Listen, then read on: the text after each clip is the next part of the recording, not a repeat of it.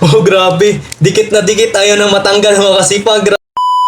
Selfie stick na maganda pang vlog, Kuya Chris. Ano po yung ma-recommend nyo po sa amin? So ito po yung ma-recommend ko po sa inyo mga sipag na selfie stick po na laking tulong po sa mga content creator po. Ang dami niya po kasi magagawa sa pagbablog po natin mga sipag. So pakita ko po sa inyo yung experience ko dito. Honest review po tayo dito mga sipag. Unang-una, ito po ay magnetic phone po mga kasipag. Dami talagang features po nito mga sipag. Napaka-versatile itong selfie stick na to. At lagayan po ng DSLR po mga kasipag. You know?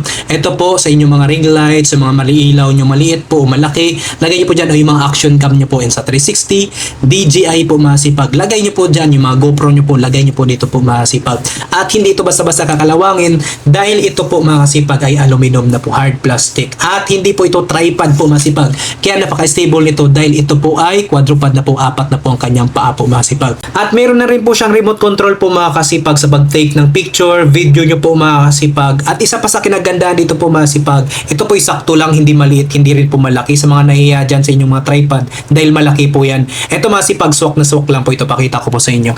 So ito yung ating bulsa mga kasipag, ayan po.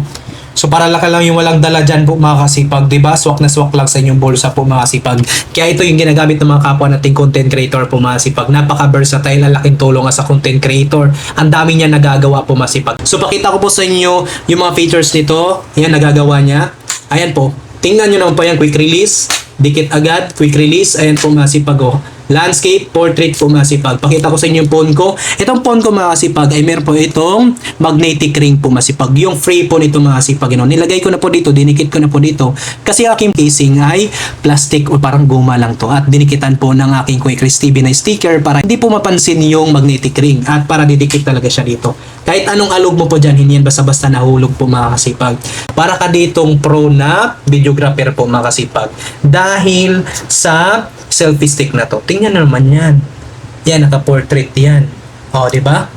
O, tingnan nyo naman yan. So, yan po ang isa sa kinagandahan ng kanyang features. At isa pa, kung ayaw nyo po ng magnetic na quick release, meron naman po mga kasipag, you know, na ikiklip po lang po ito, yung kanilang phone holder po mga kasipag. Ganon pa rin po, no? So, ang dami talagang magagawa sa selfie stick na to. You know, landscape, portrait, ayan po masipag oh.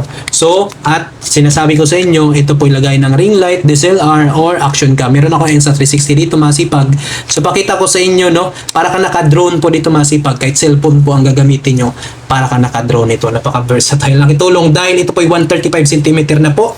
And then, aluminum, apat po ang kanyang paa, quadrupod na po. Ayan po masipag, kung nakita nyo naman po dyan. Sa mga gusto pong bibili nito masipag, SP1410W po ito. Nandyan lang po yung yellow basket sa baba po masipag. Click nyo lang po yan para same store po yung mapagbilhan nyo po. Para pagdating sa inyo, yung item na yan ay same quality sa binili ko po masipag. So yan po, sana po nakatulong at maraming salamat. God bless!